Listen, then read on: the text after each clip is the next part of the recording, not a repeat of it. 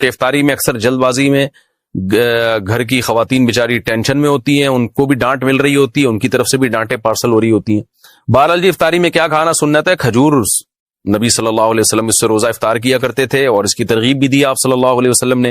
اور کھجور میں کاربوہائیڈریٹ ہوتا ہے بہت زیادہ، ہم جب ہمارا شوگر لیول اتنا ڈاؤن ہوتا ہے اور کمزوری ہو جاتی ہے روزے کے جو اینڈ میں، تو پھر ایسی صورت میں ہمیں کھجور جیسی ہی کوئی چیز لینی چاہیے۔ ہم لوگ کیا کر رہے ہوتے ہیں؟ شربتیں پی رہے ہوتے ہیں چینی کے، اس میں کاربوہائیڈریٹ تو ہوتا ہے اور وہ شوگر لیول ڈھا کر کے اوپر چلا جاتا ہے ہمارا، اور پھر دماغ ٹون ہونا شروع ہو جاتا ہے، مغرب کے بعد سے غنودگی بجائے فریشنس کے اور بیکار لائف ہو جاتی ہے، اور پھر تراویوں میں لوگ کیسے اونگ رہے ہوتے ہیں۔ تو میٹھا نہیں کھانا چاہیے افطاری میں، جو بہت زیادہ لوگ میٹھا پھوڑ رہے ہیں۔ میڈیکل سائنس کی باتیں کر رہا ہوں، اسلام کی بات نہیں کر رہا میں، ایک ظاہر اپنا تجربہ شیئر کر دینا چاہیے۔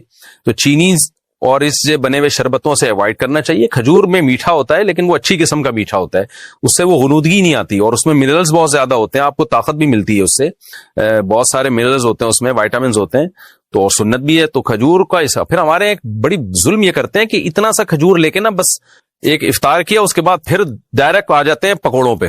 تو کھجور تمیز سے کھا لو بھائی، ذرا اچھی طرح کھا لو، اس میں کیا جا رہا ہے آپ کا، اتنا مزیدار غذا ہے اور سکون بھی ملتا ہے، راحت بھی ملتی ہے، طاقت بھی آتی ہے۔ پھر اس کے بعد آپ تھوڑی بہت جو گنجائش رہ جائے گی وہ پکوڑے سموسے پھوڑ پھاڑ لینا۔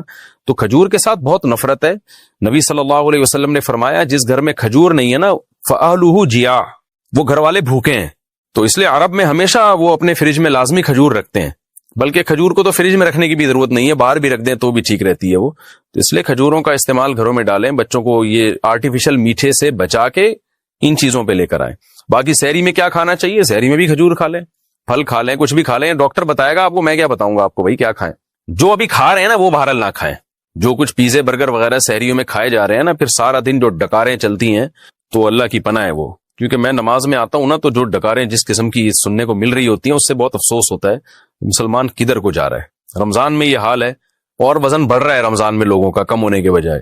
تو باقی ڈاکٹر بتائے گا، حکیم صاحب بتائیں گے کیا کھانا ہے کیا نہیں کھانا ہے، یہ میں نہیں بتاؤں گا۔ دیکھیں دو طرح سے روزہ ٹوٹتا ہے، ایک ہوتا ہے بھولے سے ٹوٹ جانا، اس سے تو ٹوٹتا ہی نہیں ہے، آپ کو یاد نہیں تھا آپ کا روزہ ہے، آپ نے کھا لیا پی لیا، بعد میں یاد آیا اڑے بھائی آج تو میرا روزہ تھا، اس سے کچھ نہیں ہوتا، نہ روزہ ٹوٹا، نہ کفارہ، نہ قضا، کچھ بھی نہیں، بلکہ پورا روزہ کمپلیٹ ہو گیا، آپ کا ثواب پورا پورا ملے گا، حدیث میں آتا ہے، اس صراحتاً ہے یہ حدیث میں۔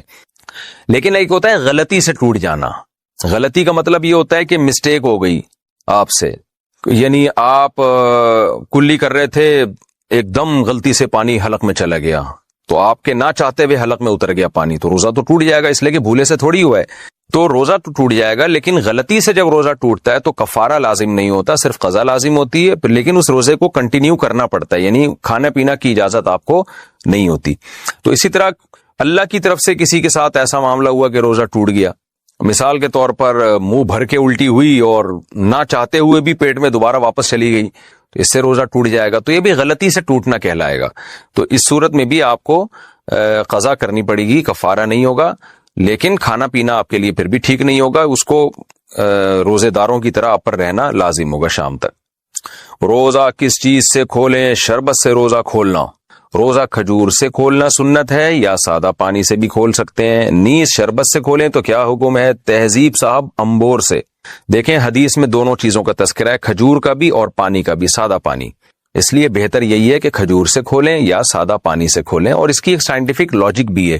ہمارا معدہ خالی ہوتا ہے، ہر چیز کے لیے تیار ہوتا ہے، جو اس وقت معدے میں جائے گی معدہ فوراً کھینچے گا اس کو، تو بڑے خاندانی طریقے سے معدہ ورک کر رہا ہوتا ہے۔ تو ایسی صورت میں آپ اگر کوئی گندبلا ڈال دیں گے نا، تو گندبلا آپ کے جسم کا حصہ بن جائے گا وہ۔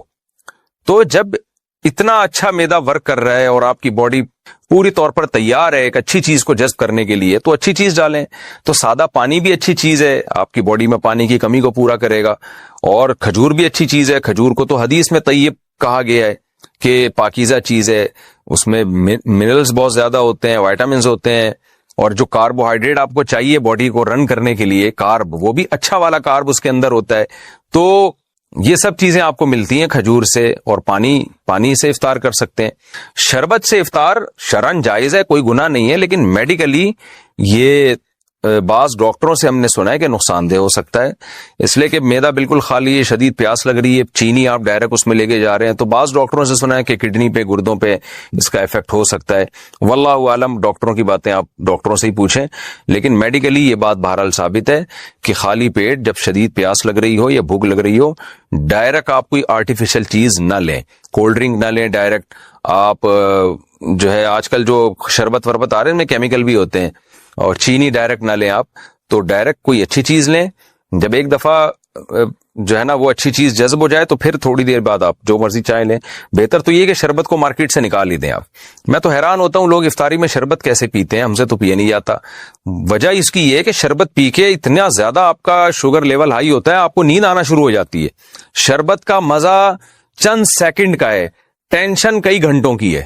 آپ اگر افطاری میں شربت نہ پیئیں، آپ فریش رہیں گے افطاری کرنے کے بعد بھی، اور آپ جب افطاری میں شربت پی لیتے ہیں تو ٹون ہو جاتے ہیں آپ دیکھو مغرب کی نماز کے بعد سے آدمی جھومنا شروع کرتا ہے، نہ اٹھا جا رہا ہے، تراویح کے لیے بھی نہیں اٹھا جا رہا ہوتا، تو 2 منٹ کی لذت بھی نہیں ہے، چند سیکنڈ کی لذت ہے، اور ٹینشن کتنی دیر کی ہے۔